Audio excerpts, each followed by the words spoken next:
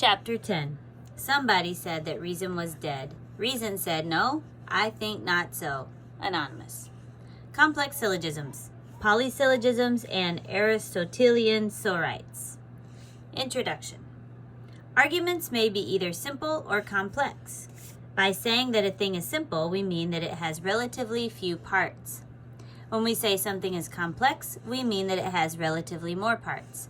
Until now, all the argument forms with which we have dealt with have been simple. We now discuss complex arguments, also known as chain arguments, of which there are 4 kinds: polysyllogisms, sorites, epicurema, dilemmas. Don't know if I said that right. In this chapter, we will be discussing the first 2 of these, polysyllogisms and sorites. We will discuss only the first kind of sorites in this chapter, however, and the second kind we will discuss in the next chapter. What is a polysyllogism? A polysyllogism is a syllogism that links together several syllogisms in such a way that the conclusion of one syllogism serves as a premise for the next one. Here's an example of a polysyllogism. All good students will readily understand polysyllogisms. All students of logic are good students. Therefore, all students of logic will readily understand polysyllogisms. But all people who read this book are students of logic. Therefore, all people who read this book will readily understand polysyllogisms. In this argument, the conclusion, number 3, of the first argument, 1 through 3, acts as a major premise for the second argument, 3 through 5. In this example, both the first argument and the second, which uses a conclusion of the first as a premise, happen to be Barbara's. This argument has the following structure. All A is B, all C is A, therefore all C is B. All D is C, therefore all D is B. Note that the makeup of a polysyllogism need not be limited to 2 component syllogisms. In fact, it can have any number of component syllogisms. Validity of polysyllogisms. Dealing with polysyllogisms is not difficult since they are merely made up of the simpler elements we have already studied, namely categorical syllogisms. The same rules apply to polysyllogisms that apply to simple syllogisms. The only thing to keep in mind is that the validity of the polysyllogism is dependent upon the validity of all its parts. In other words, in order for a complex polysyllogism to be considered valid, all the simple syllogisms that make it up must be valid. If any one is not, then the whole polysyllogism is to be considered invalid. The method to follow in determining the validity of a polysyllogism, then, is to test each of the component syllogisms for validity. For example, since the 2 simple syllogisms that make up our polysyllogism above are both Barbara, and since we know Barbara to be a valid form, the polysyllogism itself is therefore valid. What is a sorite? The second kind of chain argument we will discuss in this chapter is the sorites, pronounced sorites. Sorites. Okay.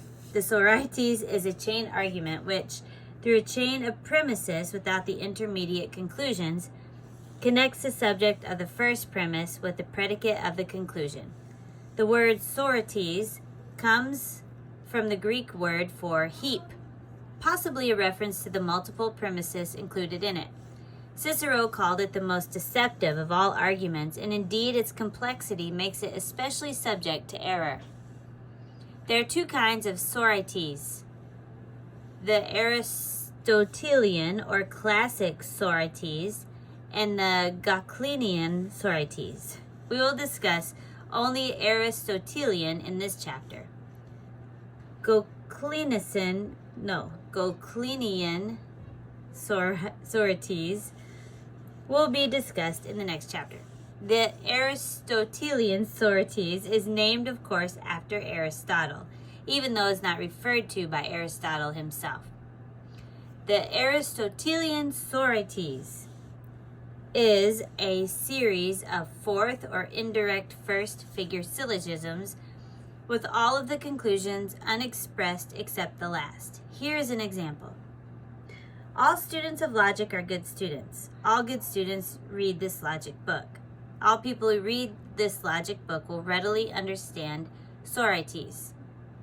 All students who readily understand Sorites are intelligent. Therefore, all students of logic are intelligent. This Sorites has the following form. All A is B, all B is C, all C is D, all D is E. Therefore, all A is E. Notice several things in this argument. First, unlike the polysyllogism, the conclusions in each of the component syllogisms are unexpressed. Although they are not explicit, they are implicit. They are lurking there, but we cannot see them without ferreting them out ourselves. Secondly, notice that in each case, the predicate of the preceding premise is always the subject of the following premise. This provides a series of middle terms, B, C, and D, linking each premise to the one after in an unbroken chain of reasoning that ultimately connects together the subject of the first premise with the predicate in the conclusion. Extrapolating Aristotelian Sorites. We call the process of providing the missing conclusions in the Sorites extrapolation. Extrapolation of Aristotelian Sorites involves converting a series of fourth-figure syllogisms into a series of first-figure syllogisms. If we do this, we get the following. All good students read this logic book. All students of logic are good students. Therefore, all students of logic read this logic book. All people who read this logic book will readily understand Sorites. All students of logic read this logic book. Therefore, all students of logic will readily understand Sorites. All students who readily understand Sorites are intelligent. All students of logic will readily understand Sorites. Therefore, all students of logic are intelligent. All the steps in bold italics are steps we provided in order to fully express the syllogisms in the argument. You can see now that the original Sorites was actually made up of 3 different syllogisms, a fact we can now see because we provided the missing steps. The extrapolation of an Aristotelian Sorites takes the following form. All B is C, all A is B, therefore all A is C. All C is D, all A is C, therefore all A is D. All D is E, all A is D, therefore all A is E. Extrapolation can be done using the following steps. 1. We switch the first 2 premises in order to make the first syllogism a first-figure argument.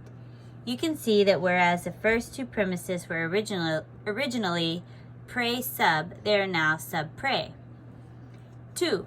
We use a conclusion resulting from the first component simple syllogism as a minor premise of the next simple syllogism in order to place the other simple syllogisms in the argument into the first figure.